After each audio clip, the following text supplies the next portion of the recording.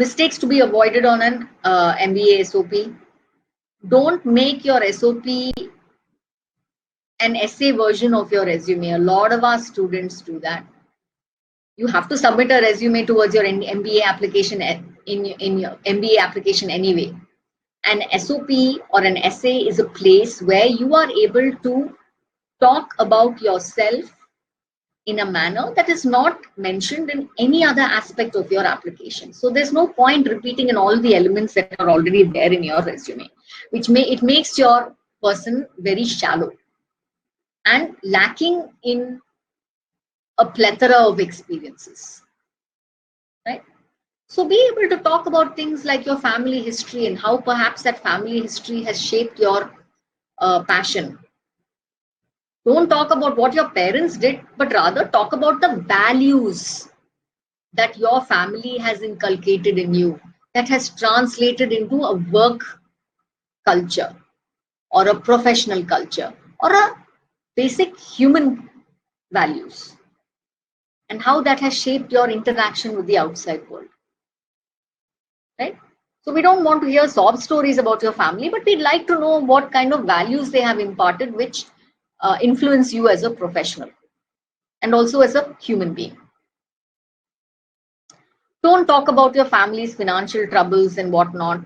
Sob stories about financial troubles are not going to get you financial assistance. Most of the time, people who get financial assistance in universities are merit-based. So if you have the academic qualification and the professional capability to advance the mission of the university, then you're likely to get some financial assistance. So the fact that you can't afford an MBA program if you don't have financial assistance is not going to get you financial assistance, right? So don't give us details of that in your SOP. Rather, there will be financial documents that you're required to submit as part of your application, which will be reviewed before an I-20 is issued to you, right?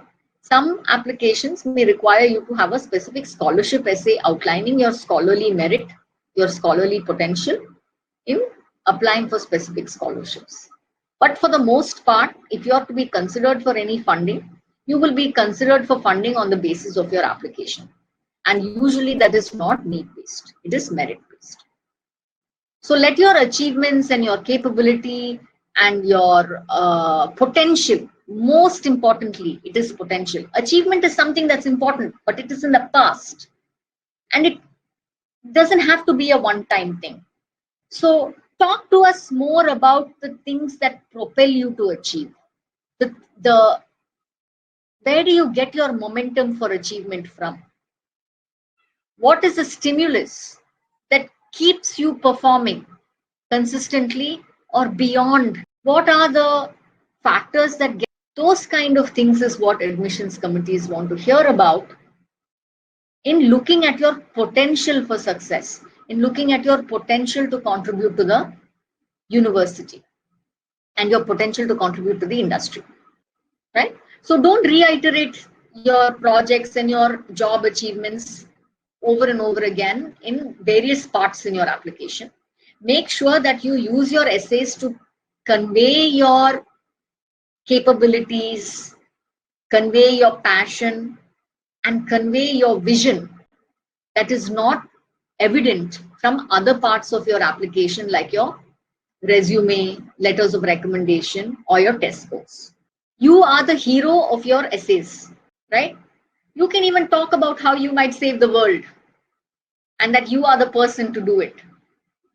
It is okay to make yourself a little bit bigger than you are. But remember that it has to be corroborated by other aspects of your application, like your letters of recommendation and your test scores and your overall academic performance, right? But make yourself the hero of your essay. A hero has strengths as well as weaknesses, and a good hero will be able to look at those strengths and those weaknesses with equal merit, because weaknesses are not necessarily bad. Weaknesses is what help us grow, and strengths are what help us perform. Both are equally important. So be able to articulate those and don't hold back. in telling us your journey, speaking about your journey towards professional development. Thank you so much for listening to us. Do comment your opinions down below. Also, if you find it useful and relevant, do subscribe to our channel as well. For more details, feel free to get in touch with us.